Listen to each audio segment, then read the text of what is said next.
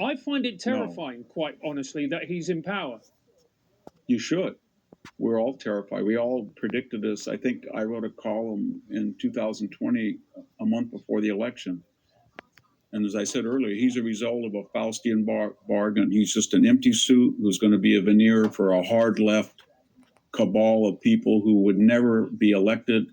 And after he was elected, you look at every single issue: interest rates, inflation, foreign policy, crime, energy, the border. They don't even poll 50% support for these initiatives. So he just polled 33% approval in the ABC poll. So he's a disaster. And unfortunately, as I think you infer, he's the world's disaster for the next year.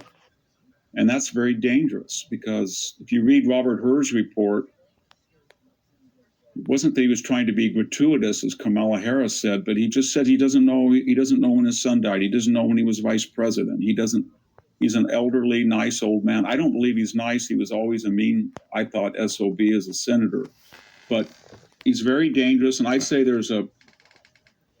think a lot of people think there's a 75% chance that this decline is so geometric, not arithmetic, that he'll have trouble finishing his term. But you see what's happening in America. You got to remember that everybody wanted Nixon, I think kind of unfairly, but they wanted him out. Even the Republicans did, because they felt he was an albatross in 73. But they didn't know what to do because of Spiro Agnew, who had been kind of known as a crook. And he wasn't a bad guy, but nobody wanted him as president. And that's what Nixon used. You want Agnew? Well, then the Democrats got smart, and they dug up an old bribery charge, and they went to Agnew and said, we're going to resurrect this charge, and otherwise you don't have to do anything. You just say nolo contendere, and there'll be no ramifications. You'll have a great life next 20 or 30 years, but get the hell out. And once they did that, you appointed Jerry Ford, good old Jerry Ford, and they could threaten it. They were going to impeach him, and he resigned. But there's no mechanism for the Democrats to do that now, because they have a black woman who was selected, in the words of Joe Biden, because of her race and gender.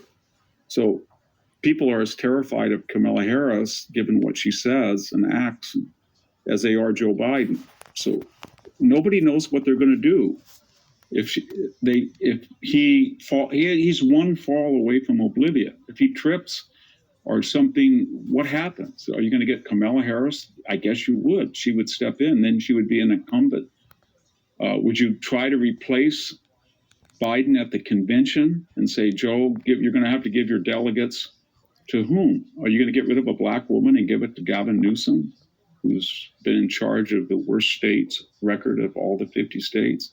Are you going to have Michelle Obama come out of retirement?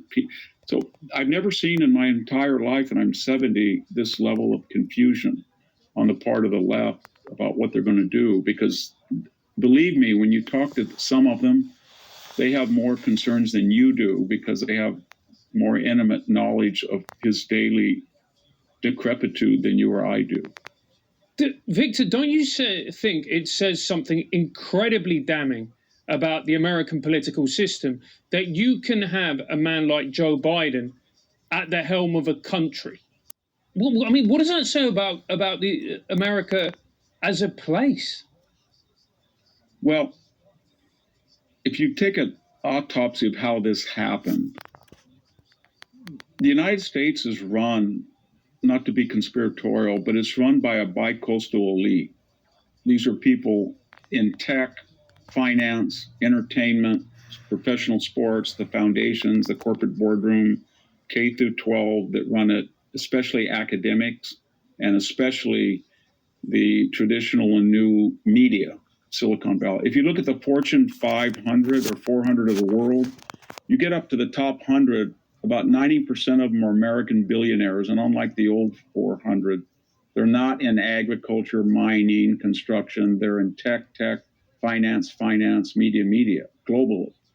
So, and then you have this bipartisan Mitch McConnell, Chuck Schumer, John McCain, Mitt Romney, the Bushes, Clintons.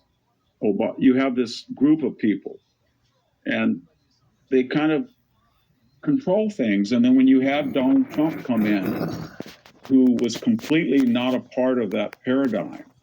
And more importantly, he scared them because he wasn't just a Ross Perot, but he was making this appeal in a nationalist populist sense to people across racial lines.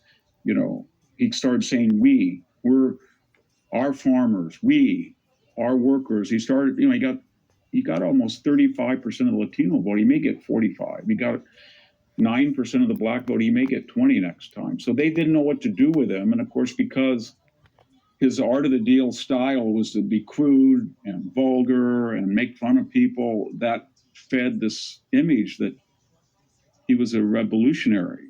And so, you know what they did? They weaponized the FBI. They tried to spy on him with the Russian collusion. They got a foreign national, which is illegal, Christopher Steele, to be secretly hired by the Clinton campaign. They went into laptop disinformation. They impeached him over a phone call. It was accurate that the Bidens had been compromised by Burisma.